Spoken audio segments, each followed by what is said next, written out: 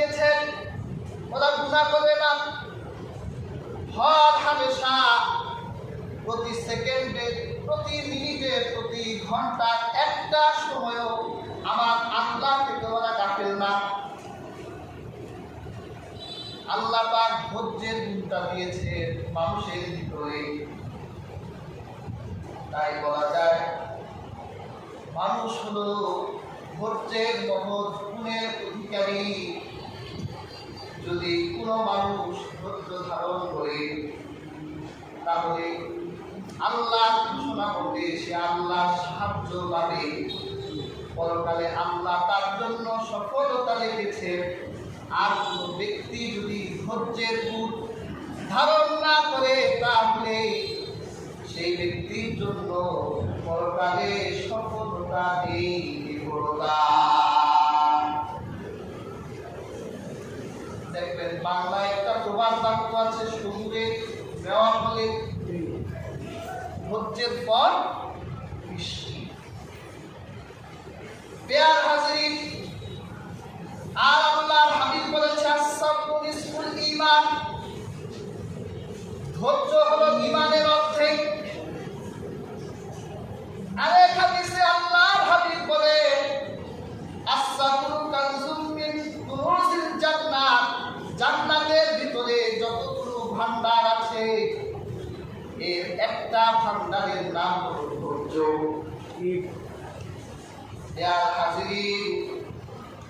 এই জন্য আল্লাহ পাক কোরআন কারীমে আমাদের এই ধৈর্য ধারণ করতে বলেছেন।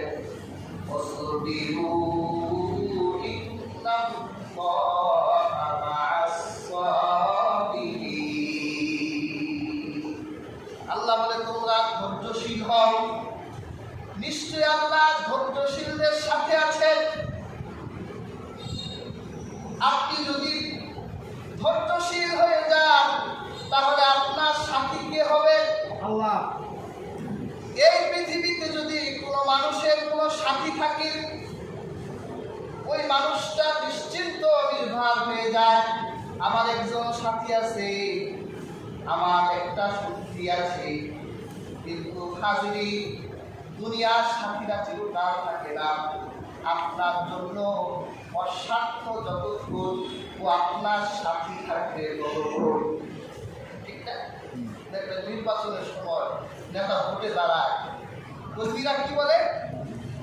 কর্মীরা বলে অমুক ভাই আগিয়ে যা, আমরা আছি আপনার সাথে। ভাইয়ের উপর যখন গোলা বারুদ টিয়ার সেল, পেছনের দিকে ভাই তাকিয়ে দেখে একটাও নাই। দুনিয়ার সাথীরা আপনার সাথে চিট করতে পারে, কিন্তু আল্লাহ পাক বলে আমার উপর আস্থা রেখে যদি আমার কোনো বান্দা সবর ইখতিয়ার করে ধৈর্য ধারণ করে তাহলে আল্লাহ বলেন আমি আমার সেই ধৈর্যশীল বান্দার সাথী হয়ে যাই। আর আল্লাহ তার সাথী হয়ে যায়, তার কোনো ভয় নাই, তার কোনো চিন্তা নাই। এবার আসেন হাজিরি, আমরা যে ধৈর্যের কথা বললাম, এই ধৈর্যটা কয় রকমের, কিভাবে আপনি ধৈর্য ধরবেন? একটা ধৈর্য হলো আস-সাবরু আলা তাআহ, আনুগত্যের ধৈর্য। আল্লাহ পাক আপনাকে যত ইবাদত দিয়েছেন এই ইবাদতের উপর আপনি ধৈর্য ধারণ করবেন। হাজিরি, নামাজ কার জন্য? সবাই বললেন না? আল্লাহ। নামাজ কার জন্য? আল্লাহর জন্য। আপনি নামাজে ধৈর্য ধরবেন।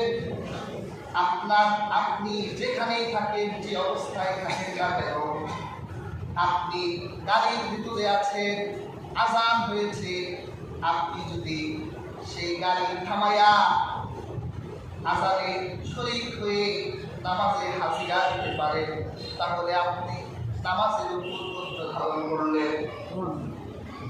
আর যদি গাড়ি চলছে তো চলছি, আজান হচ্ছে তো হচ্ছে, অলসতার মধ্য দিয়ে আপনি যদি আযানকে অ্যাভয়েড করে চলে যান, তাহলে আপনার ইবাদতের উপর ধৈর্য হলো না।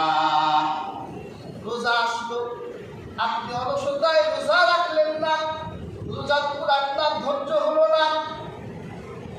আপনি যেখানে যে অবস্থায় থাকেন না কেন, আল্লাহ পাক আপনাকে যে ইবাদতগুলো দিয়েছেন, ইবাদতের অঞ্চল থেকে ইবাদতগুলো আদায় করার মধ্য দিয়ে আপনি ইবাদতের ধৈর্য ধরবেন। আপনার জন্য ফজরের রাত ছোট হতে পারে, সমস্যা নাই, আপনি ইবাদতের ধৈর্যশীল, রাত ছোট হলে কোনো সমস্যা নাই। আপনার জন্য ফজরের রাত খুব ঠান্ডা হতে পারে, কোনো সমস্যা নাই, সব ঠান্ডাকে উপেক্ষা করে আমার ফজরে হাজির করতেই হবে। আপনার জন্য ফজরের নামাজ ক্লান্তির হতে পারে, কোনো সমস্যা নাই, আমি ক্লান্তির মধ্য দিয়ে ফজরের নামাজ আদায় করব। আপনার জন্য ফজরের নামাজ চাকরির মধ্যে হতে পারে, আমার চাকরি চলে গেলে যা আমার মালিক যদি আমাকে জোহরের নামাজের অনুমতি না দেয়, তার অনুমতিকে উপেক্ষা করে আমি আমার রবের হুজুরিতে দাঁড়িয়ে আমি আমার আল্লাহর কুদরতের পায়ে সিজদা দিব। আমি আসরের সময় আমার দোকানে ব্যবসা জমজমাট, এত কাস্টমার, আর শয়তান একটা কাজও করে, আযানের সময় নামাজের সময় কাস্টমার পাঠায়। আপনি যদি মনে করে এই মুহূর্তে আমি এতগুলো কাস্টমার রেখে আসরের নামাজে কেমন করে হাজির থাকি রাখি, আপনি যদি কাস্টমারের সাথে বেচা কিনায় লিপ্ত হয়ে যান, তাহলে ইবাদতের ধৈর্য আপনার হলো না। আর সব কিছু অপেক্ষা করে ভাই আপনারা তারা অথবা আমার সাথে যাওয়া চলে, আমার দোকান বন্ধ হবে, আমি আমার আল্লাহর হুজুরিতে আসরের নামাজ আদায় করে এরপর আবার বেচা কিনার কার্যক্রম চালাবো। যদি আপনি এই সিদ্ধান্ত গ্রহণ করে আসরের নামাজে হাজির হতে পারেন, তাহলে আপনি ইবাদতের ধৈর্যশীল। গ্যাস্ট্রিক আপনার যতই হোক আর যত বিমারি হোক না কেন, রোজা আমি রাখবই, তাহলে আপনি ইবাদতের ধৈর্যশীল। এইভাবে ইবাদতের উপর আপনি ধৈর্য ধারণ করবেন, তাহলে আপনি ইবাদতের মধ্য দিয়ে আপনি আল্লাহর কাছে যা সাহায্য চাইবেন, আমার আল্লাহ সাহায্যকারী সাথে থেকে সাহায্যকারী সাহায্যকে আল্লাহ কবুল করবেন। আরেকটা ধৈর্য হলো আসসাবরু আনিল মাআসি, পাপের উপর ধৈর্য ধারণ করা। আপনার কাছে হাজার পাপ আসবে, আপনি এই পাপকে অ্যাভয়েড করবেন। আপনার প্রবৃত্তি আপনাকে দিয়ে বিপদ করাতে চাইবে, বিপদ কর। দেয়ার হাজরিন, আজকে বিপদের লোক প্রত্যেক সমাজের রন্ধে রন্ধে পৌঁছে গেছে। একবারে আমাদের হুজুর থেকে শুরু করে রাষ্ট্রের সর্বোচ্চ পর্যায়ে ব্যক্তি পর্যন্ত বিপদের এই গুণাকে এক হুজুর আরেক হুজুরের বিরুদ্ধে কেমন করল কেন, টুপি দিয়া লাগে, একটা একটা করে লাগতেই থাকে, এগুলো সব বিপদ। আবার রাষ্ট্রের উচ্চ পর্যায়ে যদি বিরোধী দল হয়, সরকার করে দোষ গুণদোষ ভর্তি থাকে, একটার পর একটা, সবগুলো বিপদ। পেয়ার হাজরিন, শয়তান তো এটাই চায়, আরেক শ্রেণীর মানুষেরা বিপদ করে না, কিন্তু বিপদ শুনতে খুব মজা পায়। আল্লাহ হাবিব বলেছেন যে বিপদ শুনে সেও বিপদকারী অন্তর্ভুক্ত। ওরা দুইজনে চাচাতো ভাই, খালাতো ভাই, মানে ওরা দুইজন একই ভাই। পেয়ার হাজরিন, হিংসা, এইভাবে জেনা, ব্যভিচার, পৃথিবীর যত পাপ আপনার কাছে আসবে, আপনি এই পাপগুলো থেকে নিজেকে আত্মরক্ষা করতে পারলে এটা পাপের উপর আপনার ধৈর্য হবে। আর তৃতীয় ধৈর্যটা যেটা আমরা সবাই জানি, বিপদ আপদ আসলে ধৈর্য। বেয়ার হাজিরিন, বিপদ তো আসবেই।